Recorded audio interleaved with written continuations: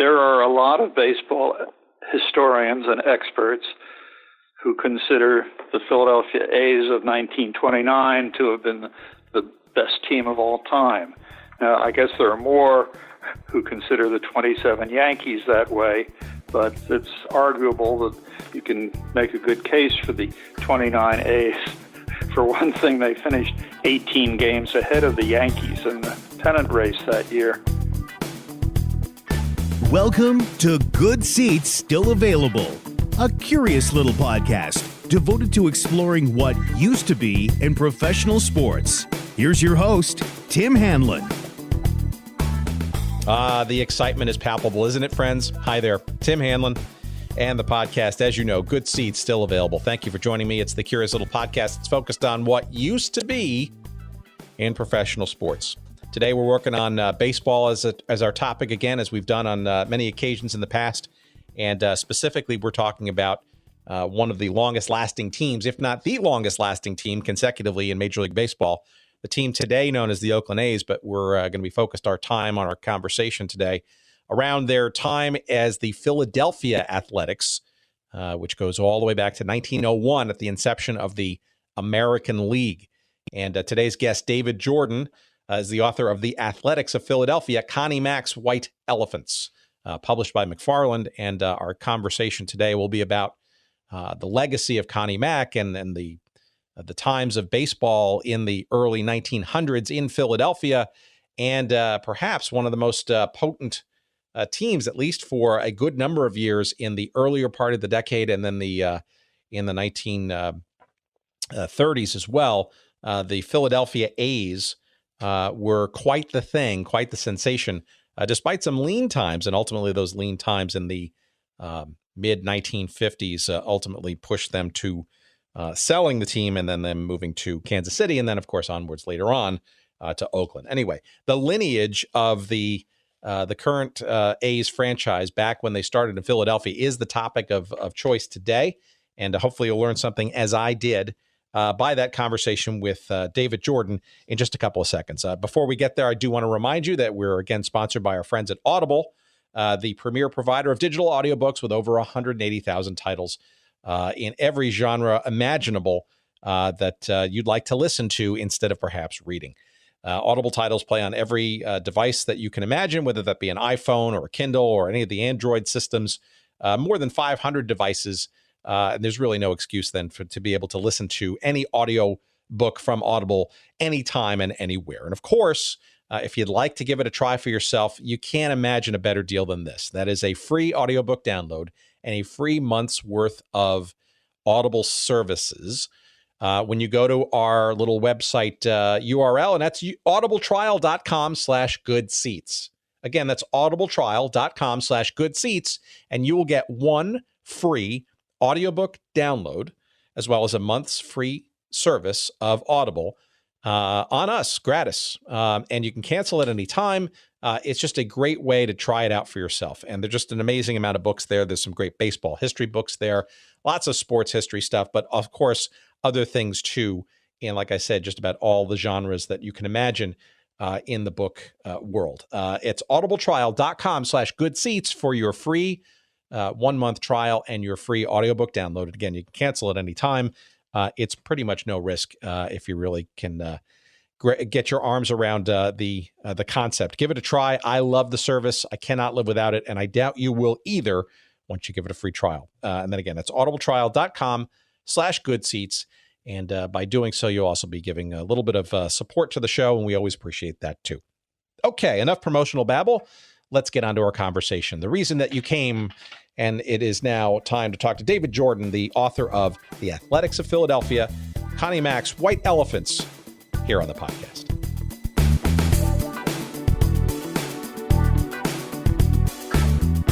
A lot of this podcast is devoted to teams and leagues that don't exist anymore, and frankly, a bunch of them being incarnations of current teams that exist. And I think, frankly, as the years go on, there's new generations of fans and whatnot, and there's a distinct lack of understanding, or frankly, sometimes even interest into the origins of these, right? So I think the fans in Oakland, who are backers of the A's, and frankly, the A's have for a number of years been always rumored about sort of being one of those teams that could relocate in pro baseball yet again.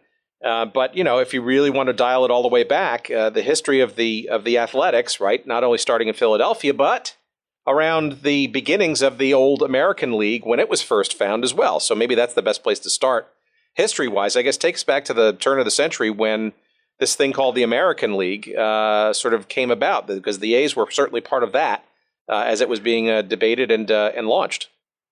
Yeah, as a fan, looking at the bad teams that I was watching, I also got interested in reading back about the really good teams that they had.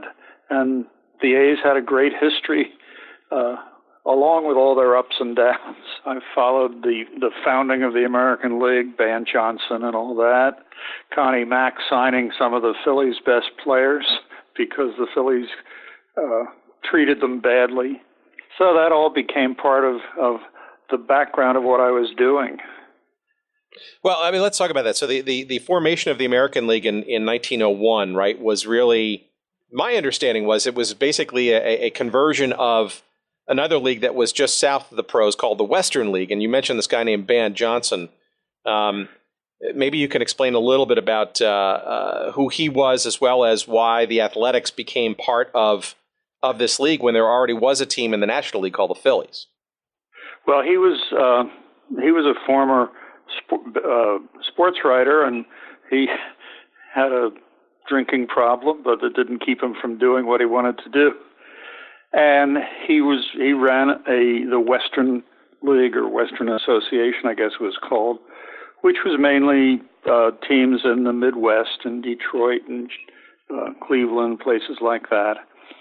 And in the year 1900, he changed the name of the league to the American League, although it was still a minor league at that point. But and he got a team in Chicago, which, the National League had a team in Chicago, the Cubs, but they agreed that he could put a team in Chicago if he kept it very much in the south side of town, while the Cubs were in the north side of town. Strangely enough, of course, that's still the way Chicago is built up, with the White Sox in the south and the Cubs in the north. But in 1901, Johnson announced that his league was no longer a minor league, that it was now a major league, and it would compete as such against the National League. And he put teams in several cities where there were already National League teams established, like Boston and of course Philadelphia. And he had a couple of sports writers. Well, he got Connie Mack, who had been managing in Milwaukee in the Western League for Johnson, who had had a couple of years' career as a major league catcher with Pittsburgh in the 1890s. He had Mack come in to establish a team in Philadelphia, and Connie Mack made friends with a couple of baseball sports writers for the Butch Jones from the Associated Press and Frank Huff from the local Philadelphia Inquirer, and they helped him out. First of all, they introduced him to a fellow named Ben Scheib, who had a lot more money than Connie Mack did, who was already involved in sporting goods with A.J. Reach, who was a former baseball player great, who was also part owner of the Phillies. But he didn't get along with Colonel Rogers, the Phillies leader, just as many of the Phillies players didn't get along with Colonel Rogers. So Reach encouraged Scheib to get involved with this new team in the American League. So Scheib put up a lot more money that there was to go in. He wound up with 50% ownership of the team. Connie Mack got 25% ownership, and they gave the other 25% to the two sports writers, Jones and Huff. So that was a good start for them. They signed several players from the Phillies. The most interesting one, of course, was Napoleon Lajoie, and who was, a top second baseman for the Phillies. And they started out in 1901 and they called the team in Philadelphia the Athletics, which was kind of a historic baseball name in Philadelphia because there had been an athletics team back in the National Association in 1871 for several years. So that was what Mack and the Shibes picked up. Yeah, so it sounds like, I mean, you're mentioning, I guess he went by Knapp or was known as Knapp in baseball lore as well. But it seems like that sort of cajoling or convincing players established in the National League to jump into the American League was part and parcel of getting the league up and running, right? Oh, absolutely. From the Phillies, the A's got not only Lajoie, but also several pitchers and some other ball players. And, of course, Colonel Rogers, the Phillies owner, went to court to try to stop this. And the local court in Philadelphia turned him down, threw his suit out. So, of course, he appealed that to the state Supreme Court, which took a good bit longer time to come to any decision. In the meantime, the 1901 A's finished in fourth place, but Napoleon Lajoie, or Larry Lajoie, he was also called, did manage to lead the league in hitting with a .422 batting average. Unfortunately for the A's, in April of 1902, the Pennsylvania Supreme Court handed down a decision saying that Lajoie could not play for any team other than the Phillies, to whom he had been signed to a contract. So, on opening day, the A's were playing in Baltimore. Colonel Rogers in Philadelphia went to court and got an injunction against Lajoie playing for the Athletics. And so they notified Connie Mack in the eighth inning of the game, and he pulled Lajoie out. And that was the last time he played at that point for the A's. He went back to talk to Colonel Rogers about rejoining the Phillies, as the court order said he should do. And Rogers said, well, the first thing is you're going to have to pay a hefty fine because you jumped the team last year. Well, as anybody could have figured out, with that, Lajoie got up and walked out. And Van Johnson and Connie Mack and the rest of the American League people finally worked out a way that Lajoie and one of the pitchers went to Cleveland, to the team out there. Cleveland sent a few players to the Athletics in exchange, and Lajoie managed to stay out of Philadelphia when the Cleveland team came to town so as not to violate the court order. And but he became a huge star for Cleveland for many, many years. Was Lajoie's predicament common amongst other players as well, or was this only unique to the A's situation, as far as you know? I don't think there were too many other lawsuits brought. Colonel Rogers of the Phillies believed in doing that, and he did bring a number.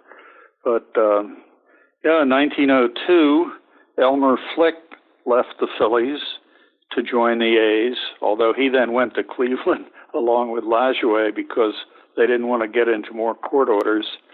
And Ed Delahanty, who was one of the Phillies' top all-time players, left the team and went to Washington in the American League. The reason I'm asking is because obviously in 1903 there was, for baseball historians, right, who were paying attention, obviously there was a major event then that happened that kind of aligned, I guess, the American League and the National League on a more legal basis that did not exist in 01 and 02. I'm just wondering if this sort of snit,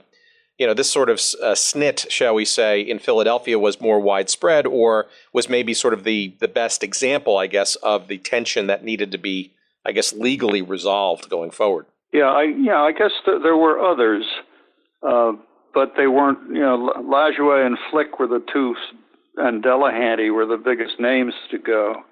And at the end of the 1902 season, the two leagues did manage to get together and formed a merger for as it exists today.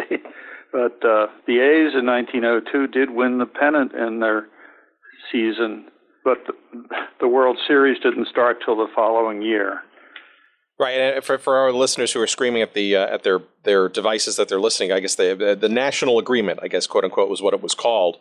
And it still exists to this day, where essentially the two leagues are separate yet equal, so to speak, and related and part of a broader umbrella, which we now know as Major League Baseball. It's just interesting that maybe that contract jumping and league jumping back in the day may have been sort of the seeds of that, which I think is not known to many people, frankly.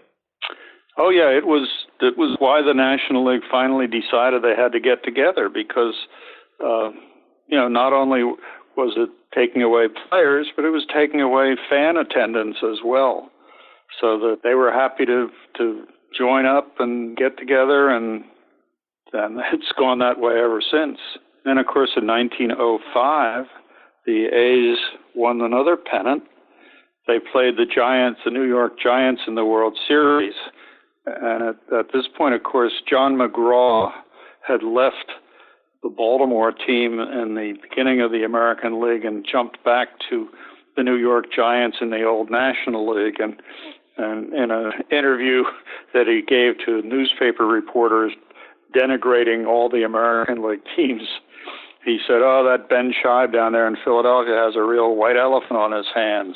Ben Scheib and Connie Mack listened to that, and they decided to make the white elephant the symbol of their ball club, which it has been more or less ever since. In 1905, when they played the Giants in the World Series, before the first game, Lave Cross came out to give the lineup cards to the umpires, and McGraw came out for the Giants, and Cross gave him a package which contained a white elephant, which McGraw put on top of his head, and the fans in the stands laughed heartily at that. Well, so there's a fun fact, right? I that's something I didn't even know in even my research, that the origin of the elephant, which has occasionally made its way with prominence in logos and whatnot over the years, even all the way into Oakland, that is the origin of such. That's very interesting. That is it, from John McGraw. Well, that team, obviously, the team in that decade, or a little bit further than that, was clearly no white elephant. It was no flash in the pan, right? I mean, they were essentially the most dominant team, or at least one of them, in the fledgling American League. Right, and it wasn't very long before they were outdrawing the Phillies, who were still in old Baker Bowl, but the Phillies were kind of down, and the A's in 1905 and 6 and 7 won pennants. So they played in the World Series in those years. Well, 1905 and 6 they did. 1907 they just missed out. Well, we're talking about, I think they won 6 times in the early part of the 1900s. Their last AL pennant being in the years of 1913, 1914, and then they won the World Series in 1910, 1911, and 1913. They were basically the dominant team in the National League over that period of time, and I guess we're talking about most of, I guess, the second American League, the American League of the early 1900s and the first part of the 1910s, shall we say? Yes, they were. Yeah, Detroit always had a good ball club. They had Sam Crawford and Ty Cobb and people like that, but the A's with Chief Bender and Eddie Plank and Rube Waddell as their pitchers, and the 1910, 11, 13, 14 stretch, they had what was called the $100,000 infield of Stuffy McInnes on first base, Eddie Collins on second, Jack Barry at shortstop, and Frank Home Run Baker at third base. And $100,000 at that point was considered beyond price, and that's what this infield was considered. And they won a lot of games. And of course, in 1909, Ben Scheib built a new ballpark. The one that they originally started out with in 1901, the two sports writers, Jones and Huff, found Connie Mack a lot at 29th and Columbia Avenue, where they were able to build up a wooden grandstand. And they called it Columbia Park, and they played it in that for the first 9 years. But they wanted something more. And by the time Scheib came along to build his new park, the structural business had gotten to the concrete and steel kind of buildings, which hadn't been done before. So the one they built was the first concrete and steel ballpark. And Scheib found a block between 20th and 21st Streets and Lehigh and Somerset Avenues in North Philadelphia. And he bought every house on that block. Now, right across down the street was the hospital for ailments called the Smallpox Hospital. But Ben Scheib, who had connections in the city, learned that they were going to close that, which would be fine if you were trying to get people to come to visit your ballpark.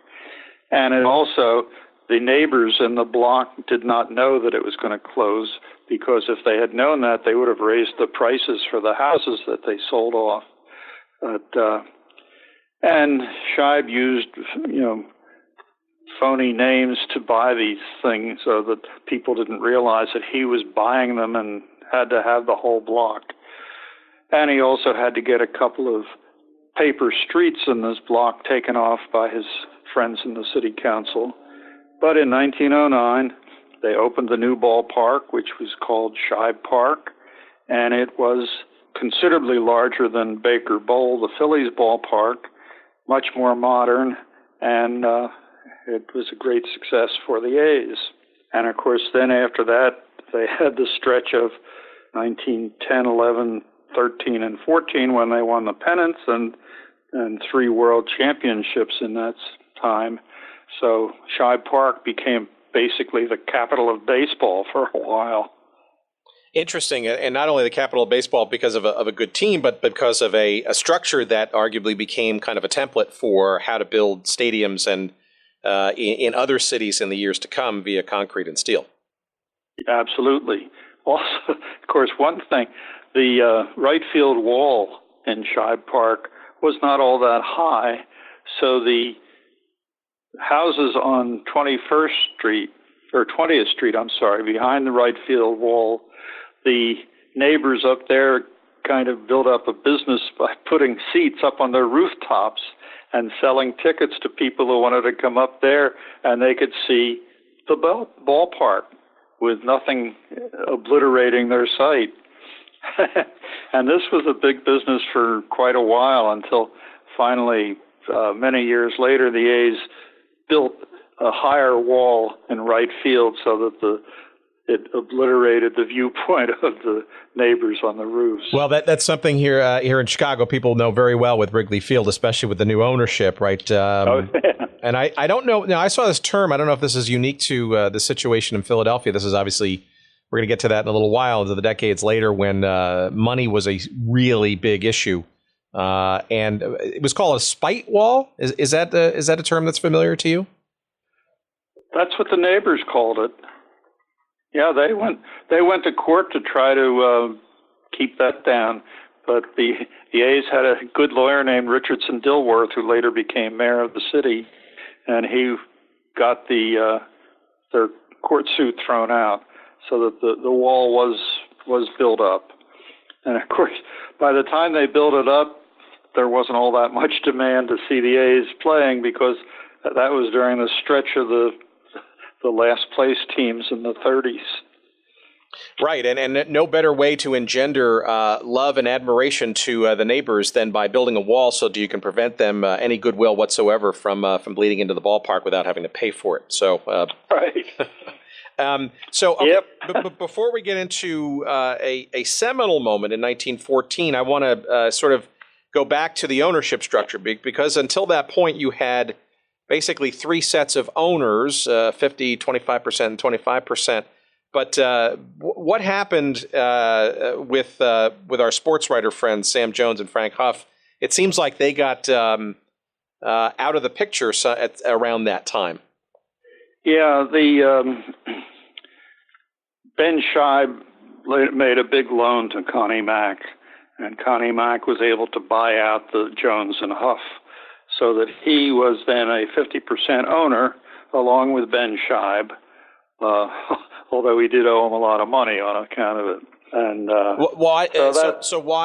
why was Mack interested in buying out the two sports writers? Any particular reason that you could tell? Well, he wanted to. I mean, at this point, he knew that he was, very much connected with his team, and by buying out the sports writers, he was a 50% owner, and that gave him a lot of control. And he always had a good relationship with Ben Scheib and with Ben's sons, who ran it after Ben died. But if the sports writers had still owned a quarter of the team, it would have been a much less stable operation. I was just wondering if there's any ill will or any consternation, I guess, in terms of running the baseball operations, where maybe Mack wanted to consolidate and not have to deal with sort of other voices in the ownership structure that way. I don't think there was any ill will. I think it was just sports writers didn't put up the money that they needed to buy their quarter interest. It was kind of a gift to them from Scheib. But Connie Mack decided that he wanted to have it, and that was that. Well, it seems like that Mack had then afterwards pretty much control over the baseball side, where it seems like Scheib was the business side of it, right? And that was kind of I don't call it a gentleman's agreement, but it seems like that's how they were mutually related with each other, where Mack was handling stuff on the field and Scheib was Mr. Off the field. Is that right? Absolutely, yes. Yeah, and, Scheib's sons, John and the other one, they ran the business part of it after Ben died in 1922. And it was also always, fairly even keel with Connie Mack doing the baseball part of it. Well, okay, so despite that sort of ownership shift, and arguably that sounds like it's strengthening, right? You coming off of a World Series win in 1913, maybe you can take us to the following year, where in 1914 they again made the World Series, but with a different result, and maybe some of the things that happened because of that. Yeah, 1914, they won the pennant without too much difficulty, their fourth pennant in 5 years, and they faced the Boston Braves in the World Series. Before the season started, of course, the Federal League had started up as an attempt at another major league. Now, they didn't take any A's players except Danny Murphy, who was pretty much at the end of his career in the major leagues anyway. But during the season, he kept in touch with his buddies back on the A's to see about maybe something we could go on and after the season is over. And the team kind of split into those who were saying, well, maybe the Federal League isn't all that bad, and the others who said, get away from here, no Federal League. This was, not a very pronounced distinction, but it did exist. And when the A's lost the World Series in 4 straight games to the Boston Braves, after the A's were heavily favored, there was some feeling, particularly on Connie Mack's part, that maybe this Federal League feeling and division was partly responsible for it. So, several days after the end of the World Series, when they had lost to the Boston Braves, Connie Mack announced that he was putting on waivers his 3 top pitchers, Plank, Bender, and Rube Waddell. And this, of course, was a huge sensation because, Jack Coombs, not Waddell. 2 of them did sign with the Federal League, and Jack Coombs signed with the Brooklyn Dodgers in the National League. And shortly thereafter, and again, this is because Connie Mack and Scheib didn't have a lot of extra money to throw into the ball club. He sold Eddie Collins, who was considered one of the top 2 players in baseball at the time, to the Chicago White Sox for $50,000. And this was another huge jolt to the Philadelphia fans. But Connie Mack said he had plans for how he was going to proceed, and he did need the cash. Unfortunately, Frank Home Run Baker, his third baseman, who was already under contract for the 2015 season, said he wanted to have some more money because of all this money that was floating around. And Mack said, "You're under contract. You'll play for me or you won't play at all." So, much to everyone's surprise, including Connie Mack's, Frank Home Run Baker sat out the 2015 season. And the A's not only didn't win the pennant as they had the several years before, but they fell into last place. It was the first time in baseball history that a team had fallen from first place to last place in a single season. And during the season, he also shipped off a number of other players to other teams for cash because they were so short on cash. Cash-driven and financial related, and how much of this sort of offloading of talent was this reaction to the Federal League and other dollars chasing talent and his reluctance to sort of pay and to keep up with that, whether he could or not? Well, I think it was a couple things. First of all, he couldn't match the Federal League offers, and he knew that. So, the Federal League business was a major part of this, particularly since, Bender and Plank signed with the Federal League teams after they were released by the A's. But the other sales that he gave during the year when he sold Jack Barry, he sold Herb Pennock, he sold Bob Shalke to other teams in the league for cash was because he needed the cash. The result of this, of course, in 1916, the A's of 1916 may have been the very worst baseball team of all time. They finished with a record of 36 wins and 117 losses. And they had terrible earned run averages, low batting averages, fielding errors all over the place. It was a dreadful team. And because they had gotten rid of all of their players, or most of their players, they set out on a siege of a number of years where they just finished in last place one year after another. 5 years in a row after the 1914 pennant, they finished last.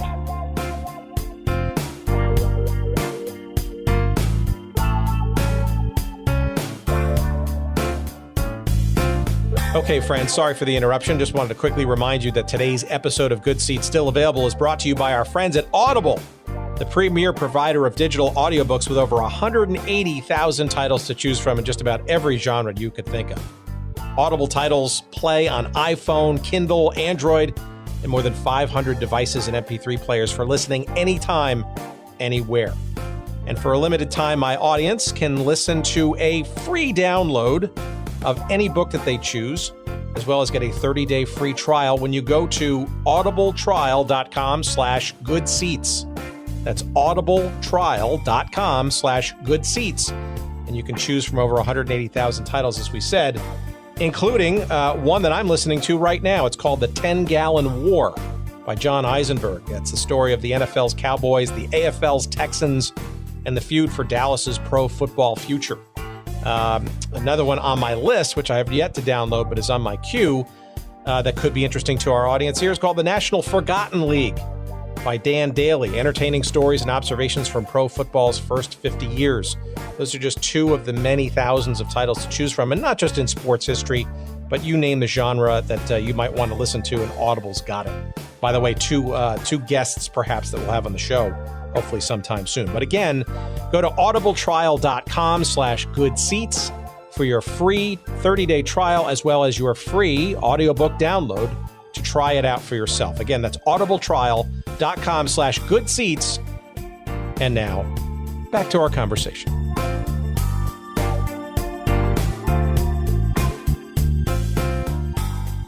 The Federal League, right, only lasted for a couple of years, and I guess my real question as it relates to the A's is that the Federal League wasn't just something that was affecting the A's, right, and Connie Mack's running of the A's team, right?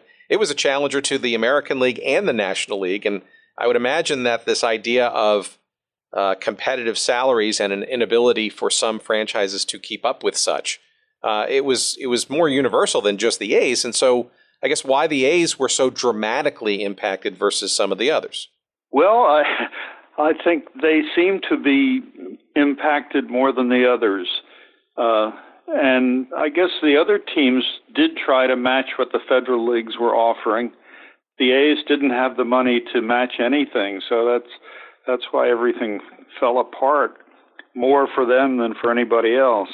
It just seems that Mack just was so, I guess, convinced that he could rebuild from younger talent and not having to pay talent to kind of, I guess that maybe that was a bit of a belief that he had some managerial skills that could mold, players of all kinds of talents into still winning ways. But obviously that didn't prove well until at least the middle of the next decade. Yeah, 7 years in last place doesn't sound very good. But, they finally did start to pull it together. Well, before that, actually, let's talk about Mack for a second, because Mack obviously is a huge figure in this entire story, right? And he's obviously the Mr. Baseball of this franchise. Maybe you could spend a couple of seconds talking about sort of him as a guy, right? Because he wasn't like most managers, was he? I mean, he was, you look at all the old pictures and stuff, he was quite, it looked like he was pretty tall, number one. Maybe he was tall, but he decided when he became a manager of the A's that there was no reason for him to get dressed in a player's uniform. So for his whole managing career in Philadelphia, he sat on the bench in a dark suit with a tie, and that was that. He never wore a player's uniform anymore. And that, of course, set him apart from all the other managers who dolled up with their team in the regular uniforms. And, he was dignified, and he tried to keep things on a cool and collected level as much as he could. If players were out of hand, he'd get rid of them. Rube Waddell, he did try to handle as well as he could, and he got a number of years of good pitching out of Rube Waddell, but eventually he even ran out of steam with Waddell, who all over the place.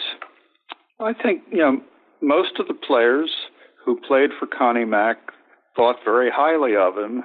They felt that, he didn't get involved in scrapes with them very often. Occasionally he would lose his temper, but not too often. But and he was respected throughout baseball as one of the top men around. And of course, as the years went on and on and on, and all the other managers eventually got fired or retired, and he just stayed on and on until he was considered the grand old man of baseball.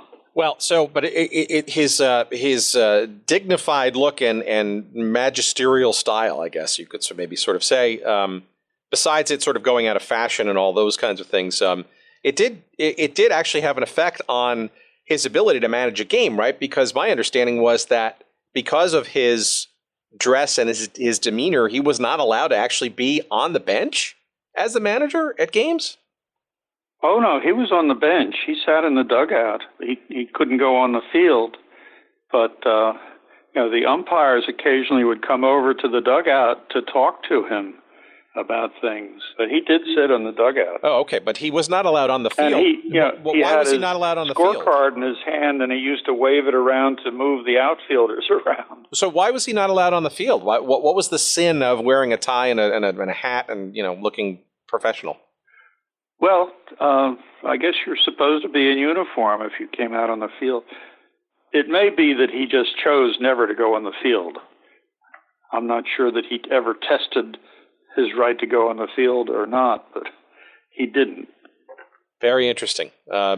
Unique, certainly that. Yeah. Well, anybody still alive from that time, if they want to call in and let us know. I doubt there's many people who are going to be there who would have actually known that story from circa 1919 or so. All right. Well, let's before we get into sort of the rise of their second golden age. There was something significant that happened in 1922 on the ownership and management side. Maybe you want to talk about that before we kind of move any further in 1922. Well, I guess because of Ben Scheib's death, that's his sons took over his 50% of the team, and they ran the business side of the team from there. Connie Mack was very pleased and happy with that. So there was still no shift in that Mack was still in charge of the baseball side of things, and now yes. The sons of Scheib were now the guys overseeing the business side. But that relationship, though, that definitional relationship still stood, where it was Mack on the on-field and the Scheibs now on the off-field. Yes. Oh, yeah. And it seemed to work well, as the next few years showed, because by 1926, the A's were, in a struggle for the pennant.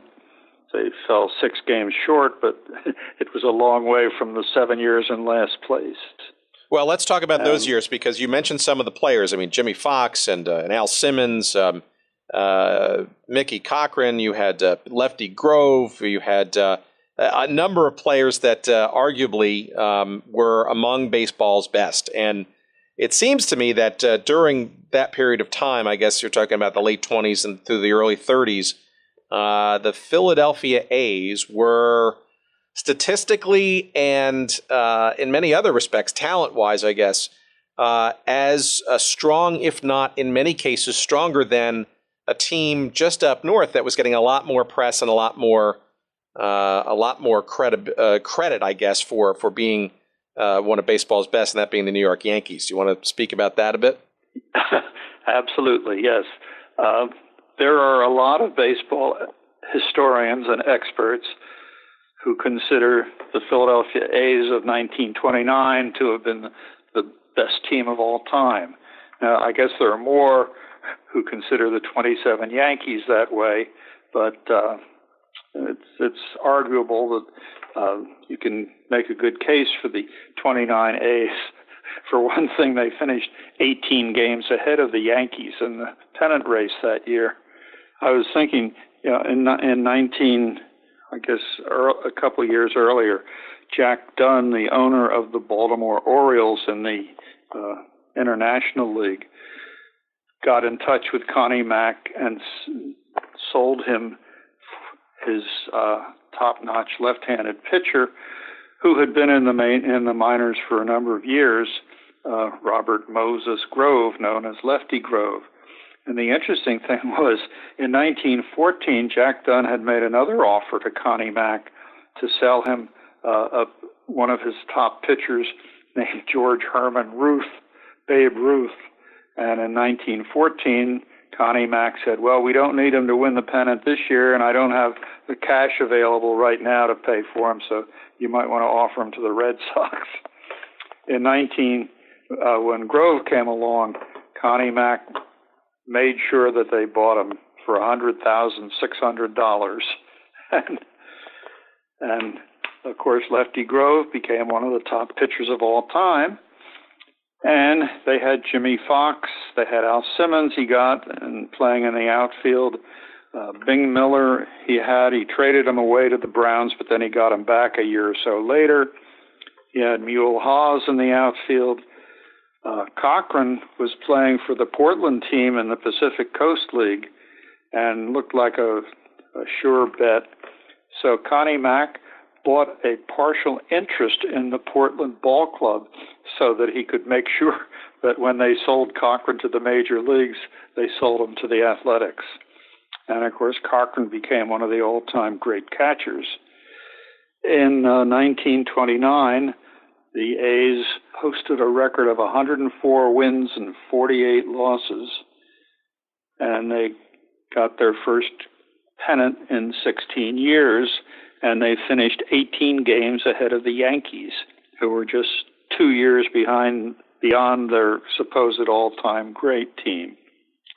They faced the Chicago Cubs in the World Series, and Connie Mack had a pitcher named Howard Emke, who wasn't one of his star pitchers. He wasn't with Grove and George Earnshaw, the big stars, but he decided Emke, who pitched sidearm, right-hander, against the Cubs' top-hitting right-handed lineup, and they'd be in Wrigley Field where they'd be coming out of the center field bleachers where everybody sat with their white shirts, that it would be tough for the Cubs right-handers to pick up Emke's sidearm pitching. And Emke pitched a complete game, struck out 13, which set a World Series record, and won the game for the A's. Then they won Game 2 again and went back to Shibe Park. The Cubs took Game 3, and in Game 4, the Cubs ran up an 8-0 lead. And in the 7th inning, everything fell apart for the Cubs, and the A's scored 10 runs in the inning, led by a 3-run inside-the-park home run by Mule Haas. That Cubs outfielder, Hack Wilson, lost the ball in the sun. And so that gave them a 3-1 series lead. And the next day, with President Herbert Hoover on hand, the A's came back from a 2-0 deficit in the 9th inning, with Haas again hit a 2-run homer, and then Al Simmons and Bing Miller hit doubles to score the winning run, and the A's won the World Series. So that was big time in 1929. In 1930, again, they won the league with a 52 record, rather, and they beat the St. Louis Cardinals in the World Series to win their second series in a row.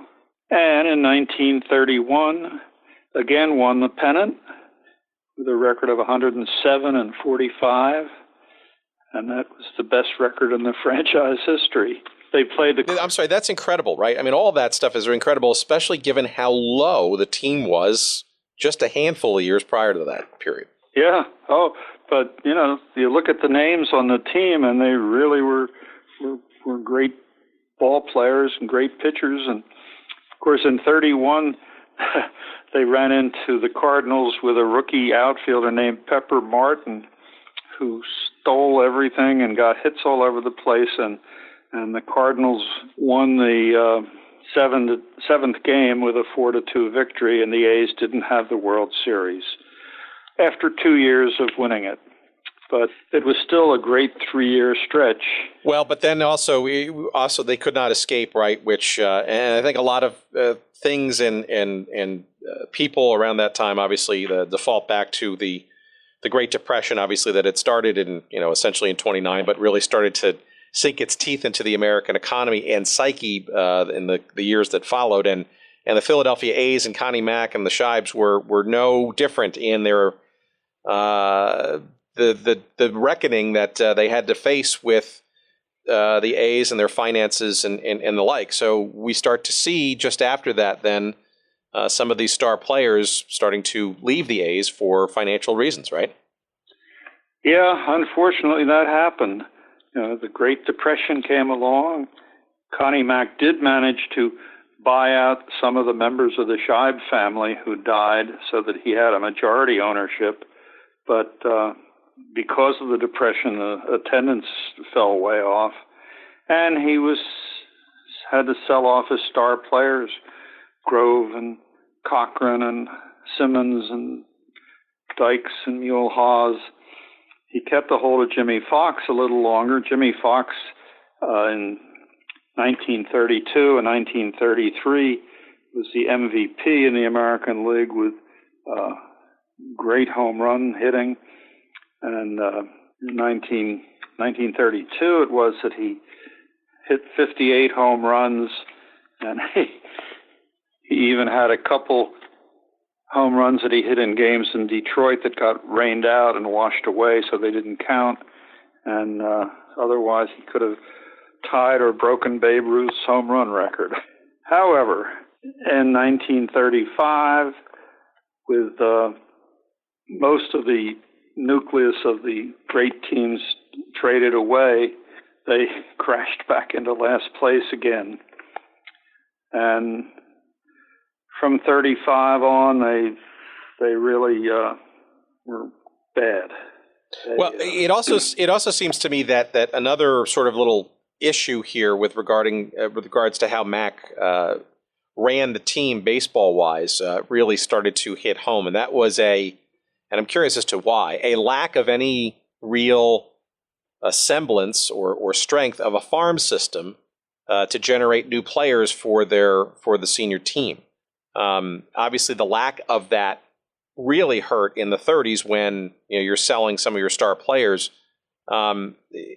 First of all, is that true? And then I guess second is, if so, why was there sort of a lack of interest and or I guess maybe even capability of a minor league system from which to draw on, especially in those lean times? And by the way, this wouldn't be the first time that he would experience lean times on the field, right? Right. Well, the farm system had not become a standard practice.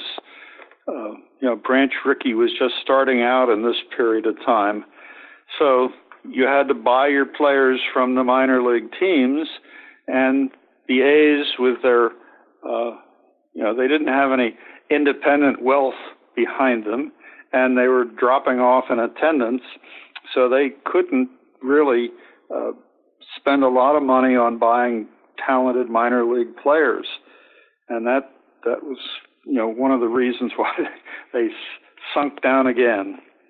They got a few fellas like Bob Johnson, but they did install lights in Shibe Park in 1939, the first American League team to play night games, but it didn't make their team any better. It made some fans go a little better. Finally, the state legislature had eliminated the Sunday, you couldn't play on Sunday law, but they were able to play between 2 and 6 o'clock on Sundays. And I remember some of those Sunday doubleheaders when the second game you'd get up to the fourth inning and it'd be 20 minutes to 6 and see if you could get it in officially before the 6 o'clock came along. But they still had Connie Mack as their headliner. Bringing in his sons, right? Because that's important to know that kind of in the, by the end of the 30s, you had Mack not only in charge of the entire franchise now and his relationships with the Shibes, but now started to bring in his sons into the mix. I'm curious as to why, given somebody who was so supreme and somewhat authoritative, I guess, on the field, why he would even entertain the idea of bringing in other folks to help manage baseball affairs, let alone family. Well, his son Earl, who had a very small, limited minor league career, he wasn't very good, but he was interested in the game, and Connie Mack made him his assistant manager. And so he sat on the bench. There were a couple stretches in the late 30s when Connie was sick, and Earl Mack did manage the team for short periods of time while Connie couldn't get to the ballpark.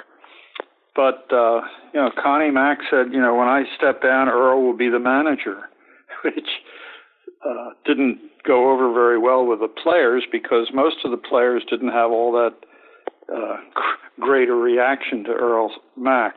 And his older son, Roy Mack, or his other son from his first marriage, got involved in the front office after Connie assumed majority ownership. And so between the two of them, they were coming along as part of the Mack family that was running the team rather than just Connie Mack. But they were still finishing in last place as they went through the war until 1947, when they finally moved up to a winning record of 78 and 76. And in 1948, they got into the pennant race.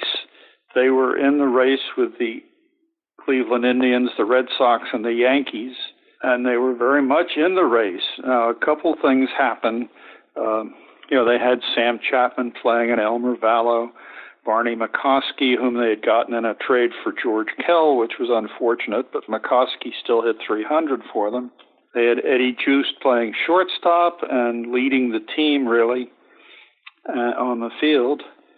In the middle of the season, Nelson Potter was pitching in relief for them, and he had a session where he had a bad game. He blew a game, and as he came off the field, Connie Mack kind of fired him from the team.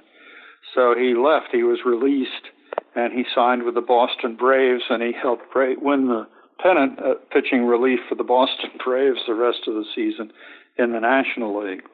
But in August, Eddie Joost, who was really the team leader on the field, hurt his hand. And between that time and the end of the season, he could never get it back in shape. He was in and out of the lineup, and he was in and out of the hospital a couple times. And because of that, they finally slipped off, and they fell out of the pennant race. But I remember being so excited. It was the first pennant race I had seen a Philadelphia team ever involved in. And it was very disappointing when they finally slipped back to fourth place. Now, there are a bunch of historians, I guess, who kind of maybe think that Mack's abrupt firing or dismissal of Potter was perhaps maybe the reason why the A's kind of fell out of the pennant race. Well, it was a reason. I think the injury to Joost was more, because until Joost was hurt, they were still very much involved in the pennant race, even though Potter was gone. But it certainly would have helped if they'd had him around. Do you think that was so in the couple of years that followed, though? Do you think that was part of the the process of building a case for questioning Mack's abilities, given his advancing age, especially amongst his sons, who were maybe questioning some of it? Well, through the late 40s, I think it became pretty clear that Connie Mack was becoming somewhat senile.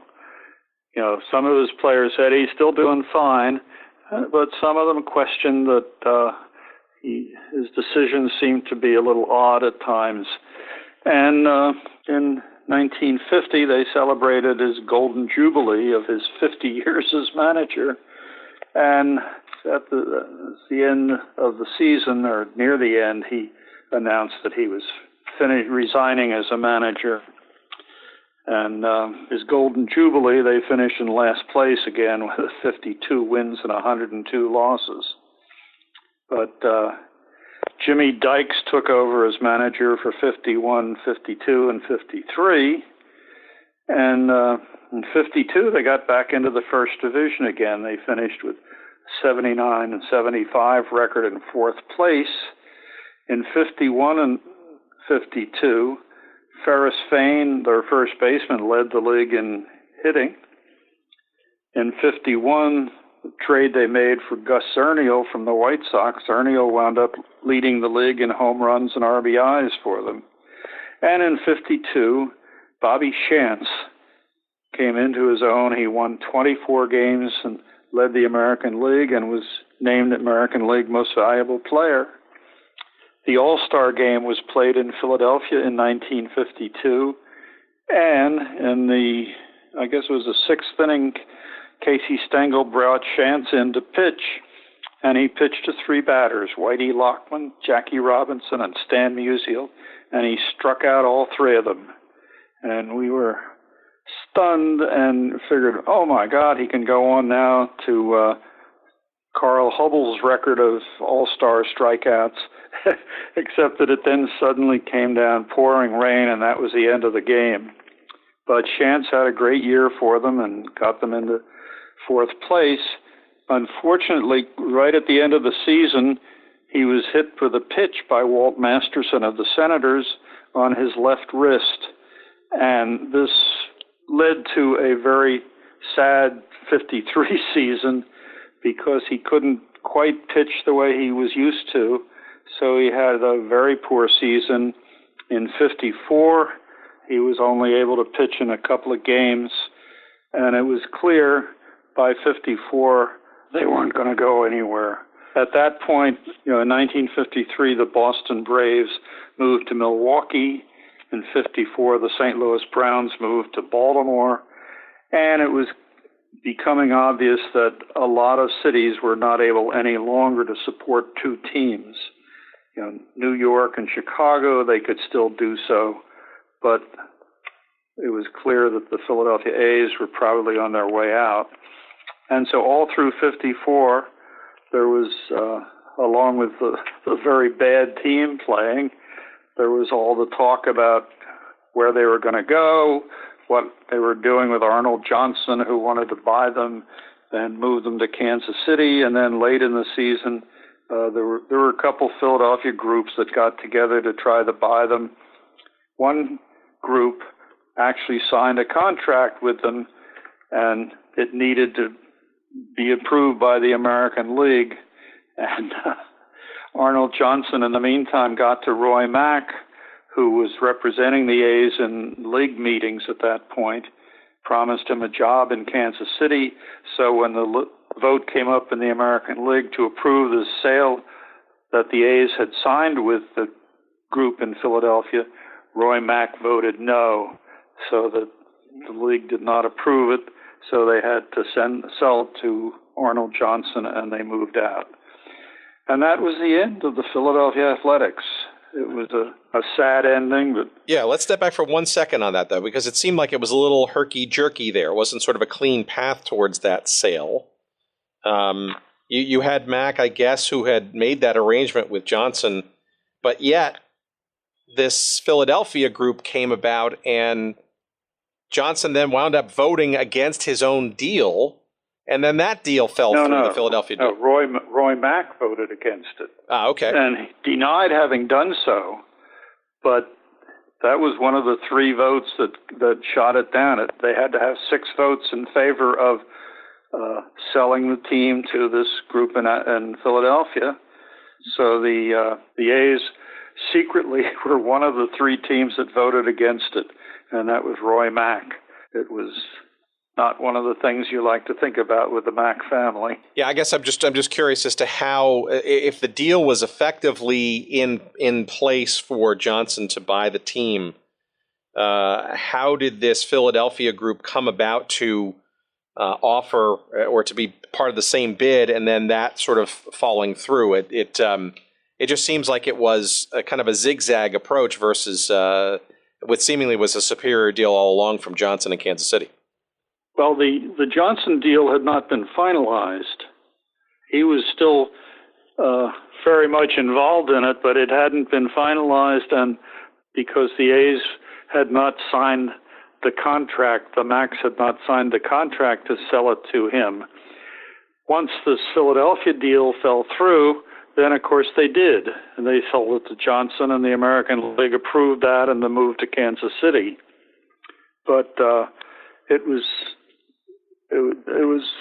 as they say, a very herky-jerky process going through the end of the A's tenure in Philadelphia, and they said, and they left the fans in Philadelphia and Kansas City were both somewhat disheartened by the way it was done, but Kansas City wound up getting the team. So was there too much shed tears from the Philadelphia fans? Because it's pretty clear that the Phillies had pretty much ascended to the top of the mind share, I guess, of the Philadelphia market with regards to baseball by that time, right? Oh, yeah, very much so. Well, there were still Philadelphia A's fans like me who were very disheartened by what happened. I kept thinking, well, they've been down before and come back, and maybe they can do it again, but they never did it in Kansas City either. But they did do it in Oakland with Charles Finley running the team. It's probably goes without saying, but I guess I'm really curious. What was Senior Mack's feelings about the team leaving Philadelphia? It's probably with great reluctance that or was his influence not waning to the point where it really didn't matter? He was still the soul of that team, right? He was the soul of the team, but his business influence didn't matter at that point, because Roy Mack and Earl Mack had taken out a huge mortgage with Connecticut General Life Insurance to buy out the interests of their younger brother, Connie Jr., and his mother, the second Connie Mack's second wife, so that they really ran the team at that point. Connie Mack Sr. was in the honorary position of club president, but Roy and Earl were running things at that stage. And why Kansas City? Obviously, Johnson I guess he was a Chicago or based businessman. What was the allure and or the situation in Kansas City, as far as you can tell, that made that the place to go versus anywhere else? Well, he was a good buddy of Del Webb and Dan Topping, the owners of the Yankees, and at some stage along the way, they sold Yankee Stadium to him. And part of the deal was that they also sold to him the Kansas City ballpark, because that was their one of their two number one farm teams. And so he had the Kansas City ballpark, which he owned. And of course, he had to make a promise to the American League that he would sell Yankee Stadium to because there wouldn't be a conflict of interest at that point when he owned the Athletics. But that's basically where the Kansas City connection came in. And so Kansas City was happy to get it.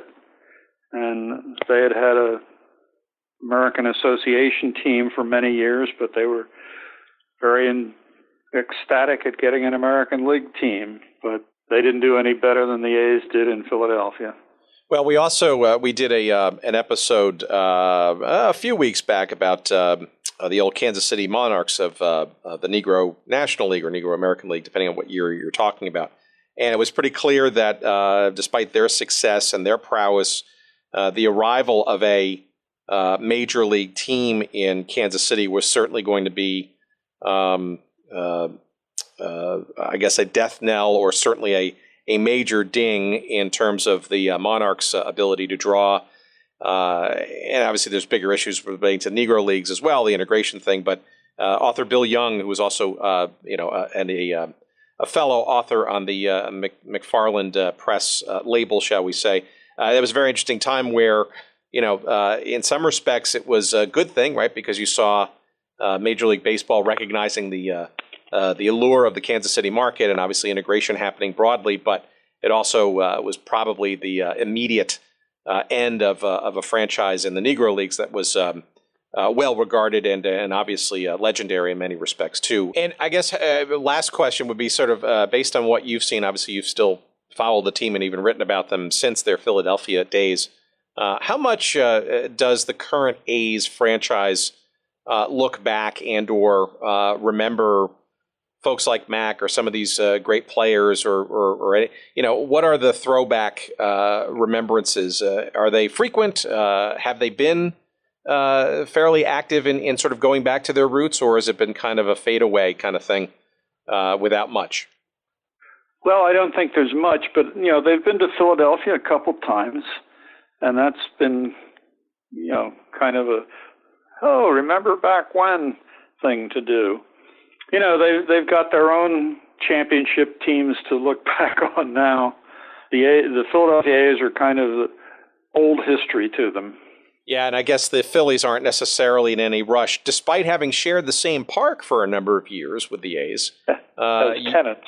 Yeah, you'd think that maybe the Phillies might have some kind of throwback, and I'm sure if our Philadelphia listeners will probably regale us at some point, will yell at their devices and say that there has been or will be some kind of throwback or remembrances or patch or something like that. But, it's partially why we do some of these conversations, that they're not forgotten, right? That they are remembered. And obviously there's such a rich baseball history and ongoing legacies. And you have Hall of Famers and obviously Connie Mack being right.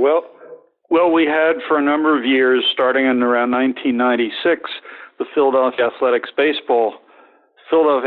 Historical Society, which had a museum up in Hatboro, and I was president of it for 12 years. And we brought in as many of the old players as we could. We flew Eddie Joost in from California or Hawaii. I got to be good friends with Joe Astroff, the catcher, and Eddie Joost, and some of the other old A's players. Bobby Shantz still lives around here. And the society did pretty well for a while, but then as more of the old players died off and some of the leaders of the society died off, that it kind of faded away. Did Major League Baseball sort of get in the way or prevent or dissuade you from those things? Because I have heard stories where some of these leagues, especially as they become more, like say business-oriented, become very, very protective and or overbearing when it comes to anything relating to the past histories and the streams of such. No, nobody's done any of that with me. When I went out to Oakland, they were very happy to talk with me out there and go back over.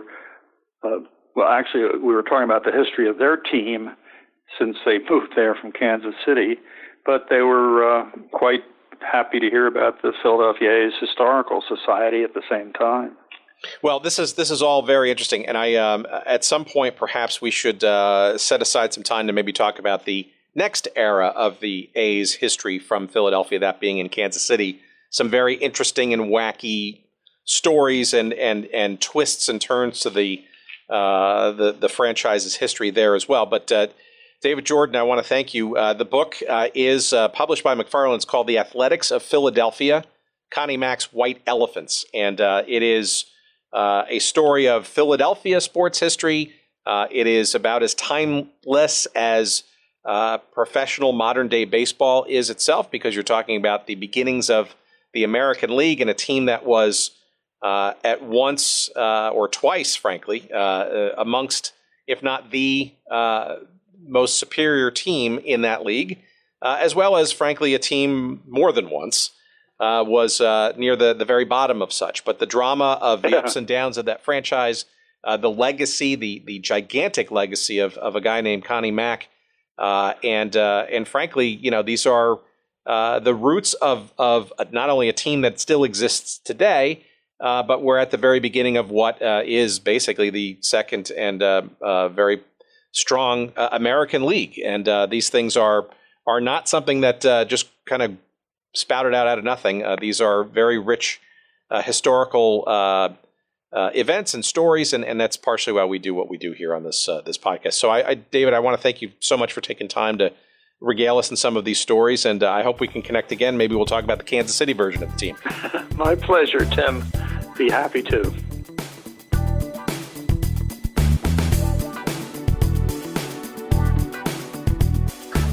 Okay, there you have it. Thank you to our guest, David Jordan, for a very interesting conversation about the Athletics of Philadelphia, the Philadelphia A's, the team that got it all started during the American League's inception, that helped sort of birth what is now known as the Oakland A's. And shame on you for not knowing the origins of the team's history. Hopefully this enlightened you a bit, as it did for me. The book that David wrote is called The Athletics of Philadelphia, Connie Mack's White Elephants. That is published by our friends at McFarland, and as they say, it is available wherever good books are found, and including a link to that book on our website. Just look up the episode on goodseatsstillavailable.com, and you will see a link to the book should you like to consider and purchase it there. We encourage you to do so. And we also encourage you to go to the website early and often for all things about this show. It's goodseatsstillavailable.com. That's where you'll find out all the information about what's going on, past episodes you want to buy or find out, links to books or movies or things that we've referenced here on the show. It's all there. You want to send us some email, get on our email newsletter, yada, yada, yada. It is all there. Please join us on that site and let us know what you think about the show, some suggestions, whatever you want to do, by all means. Also, please follow us on social media. We appreciate that, too. It's a good way to communicate with us or at least track what's going on this week or in the weeks to come. On Twitter, that's at Good Seats Still. You will find us on Facebook with a dedicated page to Good Seats Still Available, and you will also find us on Instagram for some nice imagery. That is at Good Seats Still Available. That's all I got for this week. I can't thank you enough for giving us a listen. Please indeed rate and review us positively if you'd like on iTunes or wherever else that you rate such shows. We certainly benefit by those thumbs up and those 5-star ratings and etc. And we encourage you to keep doing that early and often, as we say. So thank you. And until our next episode, take care, everybody, and drive safe.